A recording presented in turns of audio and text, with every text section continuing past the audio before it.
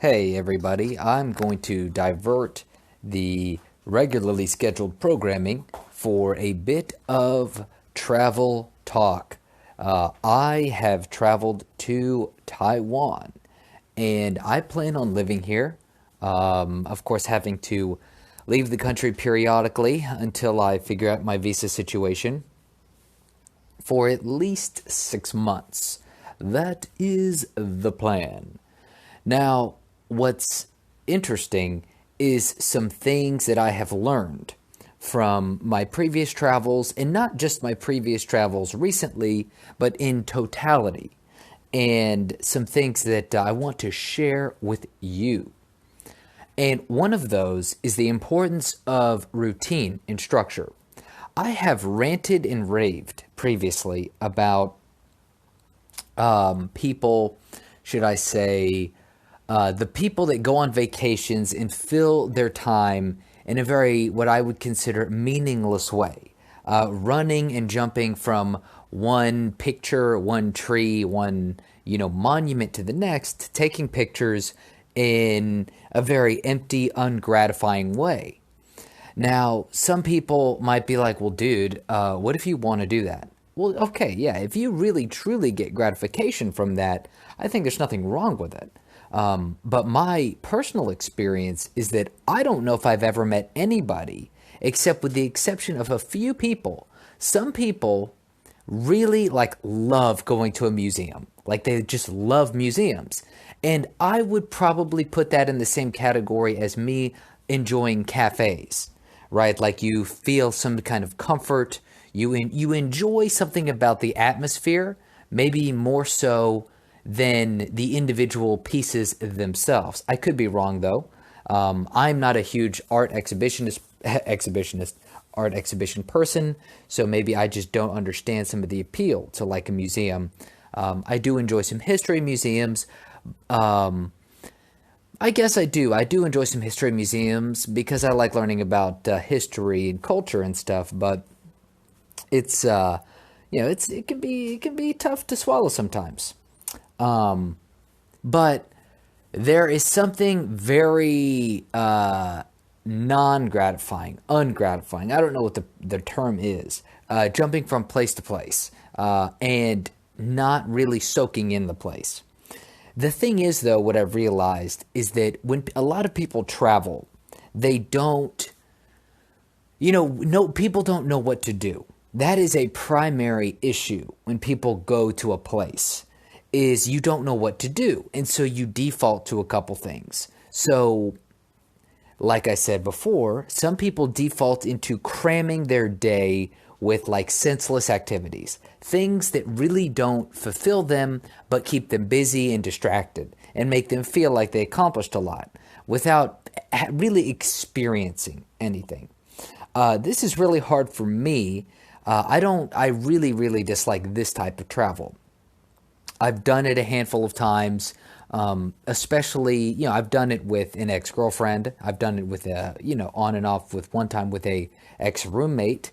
I did it when I'd go to martial arts tournaments in different countries. I would do it, because you're there for the tournament. You're not there to sightsee. And then when you get some time to sightsee, you pretty much just run around like a chicken with your head cut off, trying to find the things that are cool, to say you've been there. There's so much of this bullshit to say you've been there.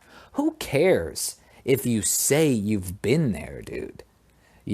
Who gives a damn if you say you've been anywhere? I mean, after I had an experience, I'm going to go off on a tangent here, but I had an experience just last week where I met a guy who, like I've talked about him previously, who was 21 and fairly well, quote unquote, traveled for a 21-year-old. Like he had been to Europe, he had been through some places in Asia, but like I said, very, very surface level traveling. Paid for everything on his credit card. I assume his parents were paying for his trip, because he was in college. He his big career move, his big goal was to work for one of the big four accounting firms. He just moving around from place to place, but not, he was a big guy, like tall, overweight, clearly out of shape. Like he looked like a frat bro type, but also very much a headline reader, like, reading lots of headlines. And I am no fool. Like, I read headlines all the time, but I don't pretend like I know the deep, deep, deep understanding of all that shit. Whereas this kid definitely threw off that air that, like, oh yeah, I know about this because I read an article about it. When it's like, okay, no, I got you. There's some respect in knowing some things like that, but you got to also know when you don't know shit. Anyway, the thing about that is that he was well traveled, but at a very superficial level. And there are, I think, a lot of people, that's the whole I've kind of been there thing. Like, oh, I've been to Japan. And that's cool, right? Like, there's some respect in that, especially if you really appreciate it. But there's also in my opinion, I don't want to call it a deadening, but there's something that degrades the experience with all of the people that go on vacations, that go to monuments, that go to things merely for the fact that they can say they've been there. And for me, it just seems disrespectful to the place, and it also seems disrespectful to the people that actually put in work, that have actually lived in other places around the world, that really, soak it up. Because here's my thing: when you really go to another place, it should change you. That's my opinion. When you just travel to a place and you're kind of just running around, I mean, the people that I've met that do that, and including myself when I've done that, it rarely has a deep effect on you. It doesn't shake your perspective. It doesn't make you learn new things about yourself and the world. And in my opinion, it's really a waste of time. And, at the end of the day, you could say you've been there, you've done it, but you haven't really done it. You've just been there. You walked in, you took a look around, but you didn't really, you didn't smell the air, you didn't feel the ground, you didn't taste the food, you didn't try to learn some shit. You didn't walk around with their money and try to figure out like how much this is worth. You didn't get a real understanding of the place you were in. You basically walked around in the bubble that you came from and experienced the country you were in as if you were walking into a exhibit at the zoo. That's what I think a lot of people do when they travel. Is it's an extension of their own home. And people can do that from any country. This isn't an American phenomenon. People from any country can do this. I mean, I knew people that were Chinese that spent their entire time only around other Chinese people in the US. And I'm sure people do it from all over the place. They come to America, they stay in their community, they never leave, and they just never go outside their comfort zone. And in my opinion, I mean, it's like, what? You might as well just go to a zoo, a people zoo. Get the fuck out of here with that shit. Anyway, what I really wanted to focus on was, I think one reason people do that is because they don't know what to do sometimes. Sometimes it's because maybe you do know what to do, you really don't want to do it, but sometimes I think it's merely not understanding what to do. And I have seen some very interesting, I have experienced some things and also seen people experience some things while traveling that have made me realize the importance of self-direction when you travel around the world, when you go anywhere really. But first, a word from our sponsors.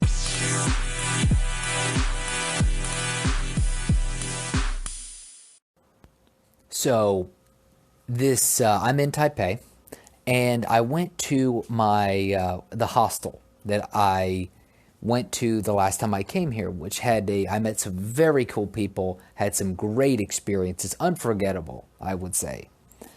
And while I was there, what did I do? I ran into a guy. He was about my stature. I would say probably, a little bit lighter than me, But I think maybe a year or two younger, but maybe about my age, a little deceptive, sitting on a couch by himself, just checking out his phone. Well, I wanted to meet some people, so I kind of walked over to him and just started to chat. Turns out he worked in the tech industry back in San Francisco, and he was on a 4-week holiday. But there was something was going on. He definitely was not happy. He wasn't ecstatic, excited. Part of that seemed because he appeared to be a bit of an introvert. Nothing wrong with that either. But talking to him, he revealed that he had been traveling for roughly 2 weeks, and he had another 2 weeks to go. And he just didn't know what to do. He didn't really, he had been to some other places around Asia, but he wanted to stay in Taiwan for the next 2 weeks, but he really just had nowhere to go and nothing to do. And he had what I would call travel fatigue. Travel fatigue. And that day, I'm walking, I talked to him, and when I was talking to him, I made a couple of light suggestions. I'm like, well, do you know Chinese? Maybe think about, I encouraged him to look into learning some Chinese, practicing some Mandarin, maybe finding a tutor or something.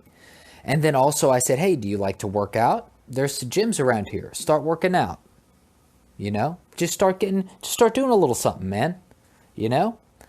And I didn't want to get, too, what is it? You don't want to give people too much unsolicited advice. It's a pain in the ass.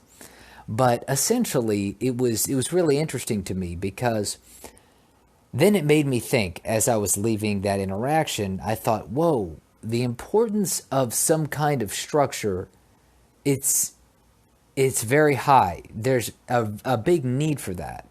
When people have this image, they imagine when you go, when you go on a long vacation, you think, oh, it's just going to be wonderful. I have nothing to do. This guy's on a paid vacation. But the thing is is that you quickly realize that when you're not working, you don't really have a lot to do unless you are self-directed.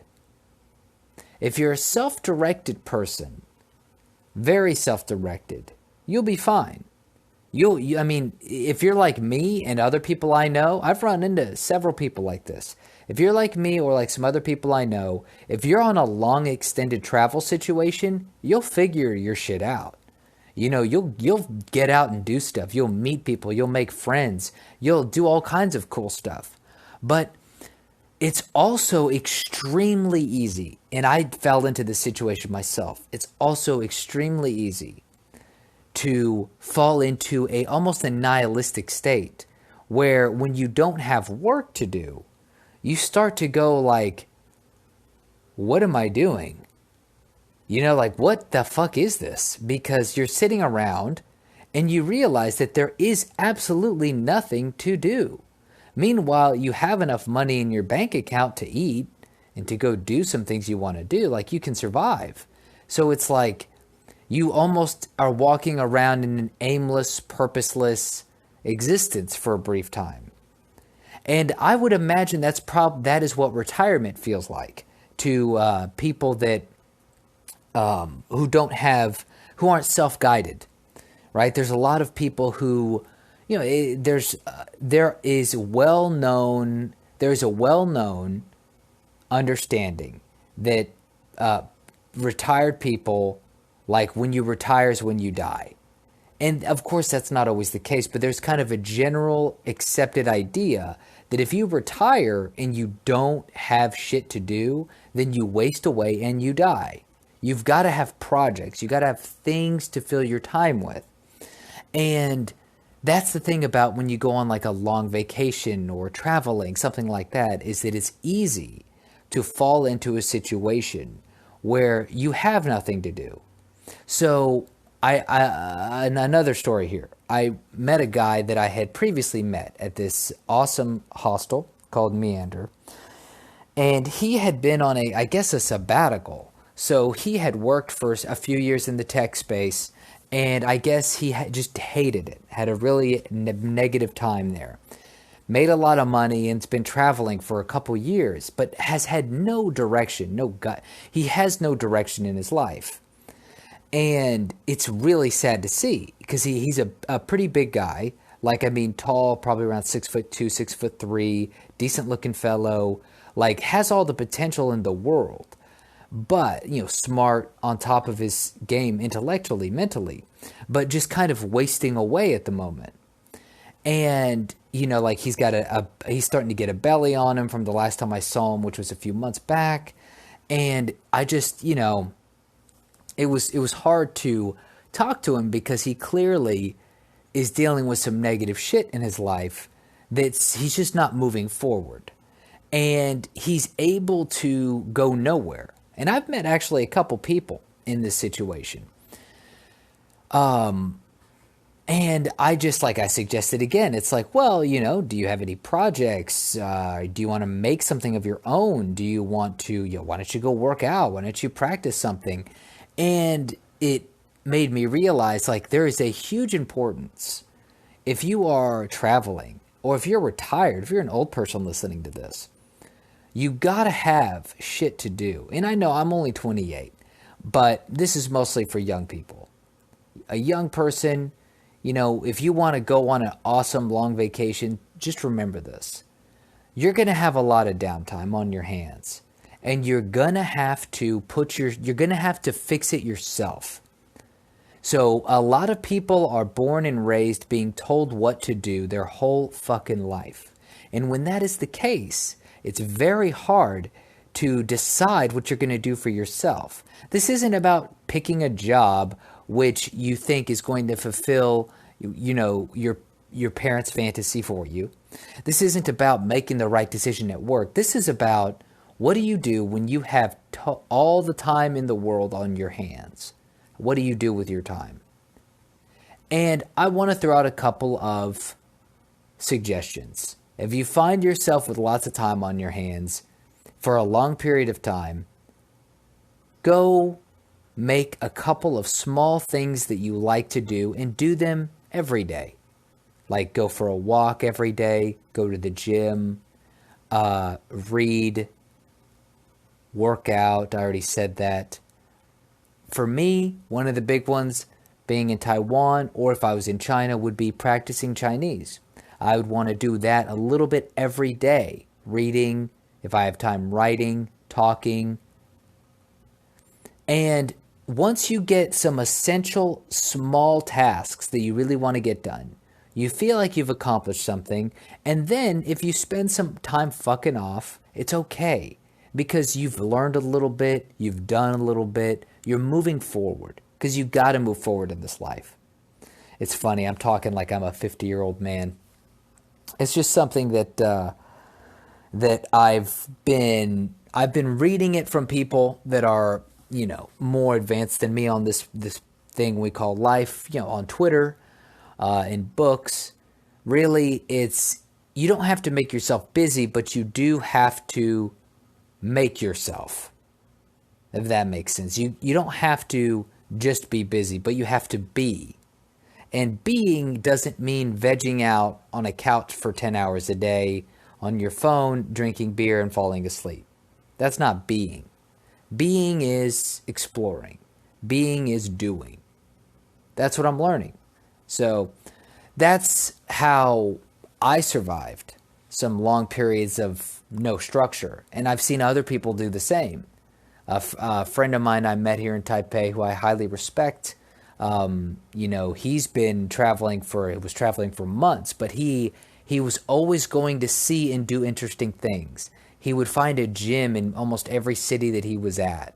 He was dating somebody briefly. But that's self-direction. He was also working on a website. That's self-direction. You got to have that. So in this day and age, I think self-direction's tough because there's lots of pressure on people. When you're a kid, you have lots of pressure to succeed in school and sports and write a good resume so you can get this job and move up in this career. And for some people, that's the right thing to do.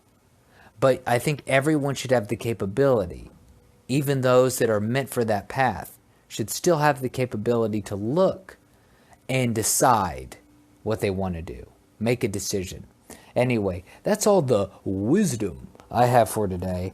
And if you have anything that you want to say, you want to talk some shit, you can email me at tayradio1@gmail.com. Follow me on Twitter, tstutch1. YouTube, Taylor Space Stutch. Where else? Oh yeah, you can check out my blog, tstutch.com, tstuch.com. Thank you very much. The podcast you just heard was made using Anchor. Ever thought about making your own podcast? Anchor makes it really easy for anyone to get started. It's a one-stop shop for recording, hosting, and distributing podcasts.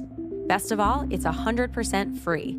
Sign up now at anchor.fm/new. That's anchor.fm/new to get started.